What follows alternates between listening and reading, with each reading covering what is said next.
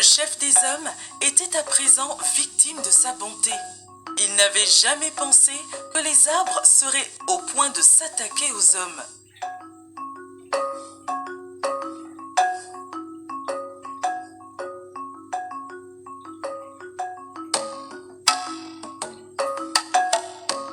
Le lendemain, sans crier gare, les arbres lancèrent l'offensive et firent beaucoup de victimes dans les rangs des hommes.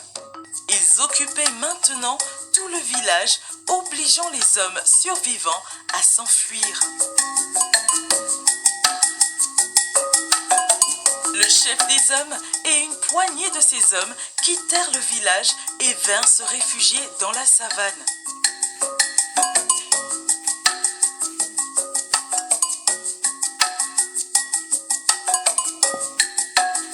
Il leur fallait trouver une solution. C'est alors que le chef des hommes alla voir le grand esprit.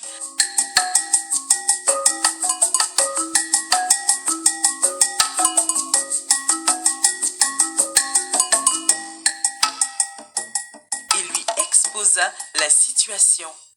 Le grand esprit décida d'aider le chef des hommes à retrouver son honneur, mais surtout à punir les arbres de leur ingratitude. Il remit au chef des hommes une poudre magique. Il devait la répandre tout autour de la savane.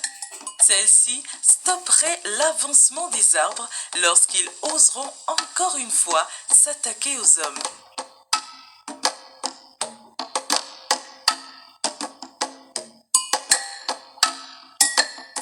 Le chef des hommes fit ce que le grand esprit lui dit. Il répandit la poudre tout autour de leur territoire.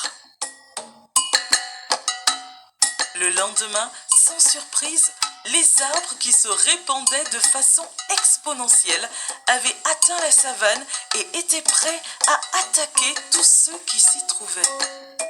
Contre toute attente, les arbres stoppèrent leur progression à l'endroit où était répandue la poudre magique.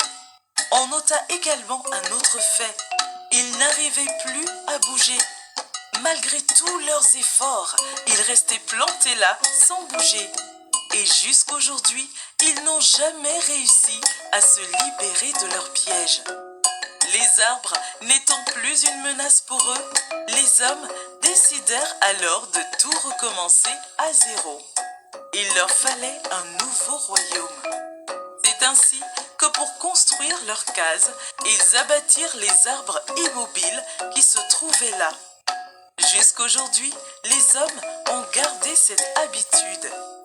Et jusqu'aujourd'hui, la forêt et la savane ne s'entremêlent jamais.